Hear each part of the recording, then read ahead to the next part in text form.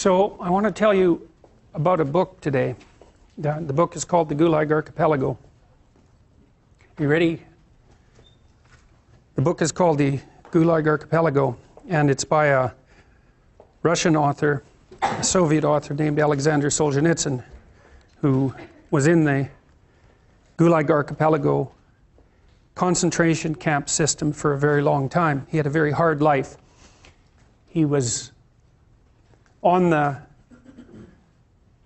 Russian front when the Germans invaded the Soviet Union in the early stages of World War II. Now, Hitler and Stalin had signed a non-aggression pact. And Hitler invaded the Soviet Union anyway. And from what I've been able to understand, the Soviets had prepared an invasion force for Europe at that point, but were not concerned with having to defend their territory, and so they were caught completely unawares by Hitler's move.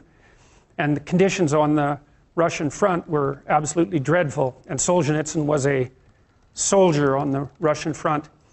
And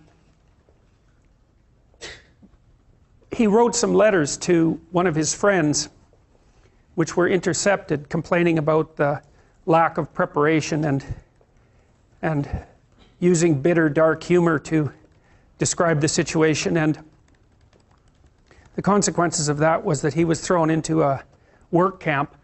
The Soviet system relied on work camps, and so those were large labor camps of people who were essentially enslaved, many of whom were worked to death, often froze to death, working in conditions that were so dreadful that they're virtually unimaginable. Solzhenitsyn spent a very large number of years in these camps, sometimes in a more privileged camp because he was an educated man, and sometimes in worse camps. He also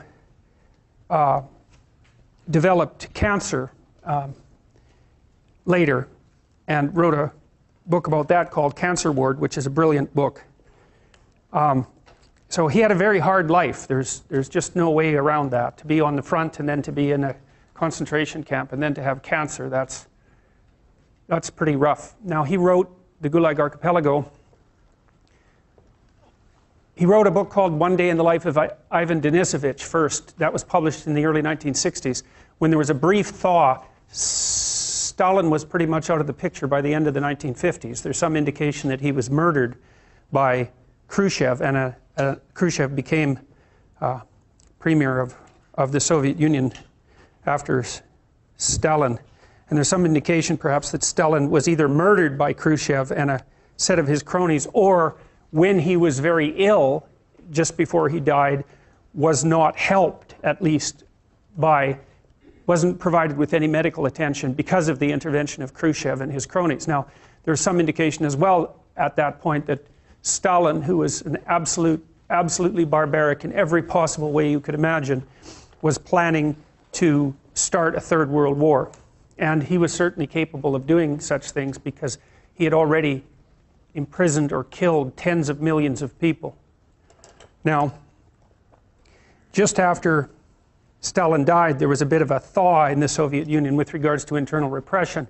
In the early 1960s, Solzhenitsyn published a book called One Day in the Life of Ivan Denisovich, which was a story about one day in the life, his life really, inside one of these so-called Gulag Archipelago camps. Now, he called it the Gulag Archipelago because an archipelago is a chain of islands. And so Solzhenitsyn likened the work camp system in the Soviet Union, which is made up of isolated camps distributed across the entire state. He likened that to a series of islands, and hence the metaphor.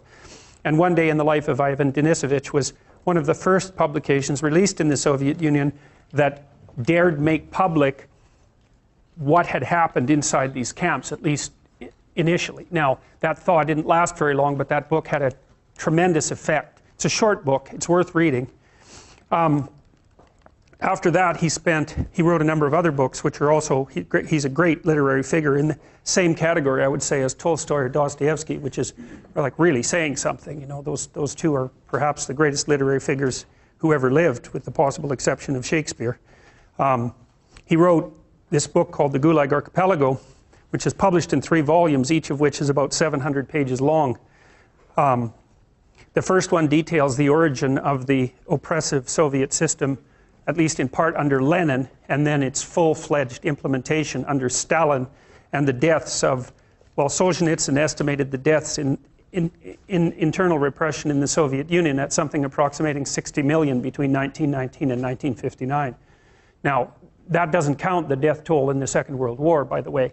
Now, people have disputed those figures, but they're certainly in the tens of millions, and the low-end bounds are probably 20 million, and the high-end bounds are nearer what Solzhenitsyn estimated. He also estimated that the same kind of internal repression in Maoist China cost 100 million lives, and so you can imagine that the genuine historical figures, again, are subject to dispute, but somewhere between 50 and 100 million people. And one of the things that's really surprising to me, and that I think is absolutely reprehensible, is the fact that this is not widespread knowledge among students in the West, any of this, and it's because your education, your historical education, if you started to describe it as appalling, you would barely scratch the surface. These were the most important events of the 20th century, and they're barely covered at all in standard historical curriculum.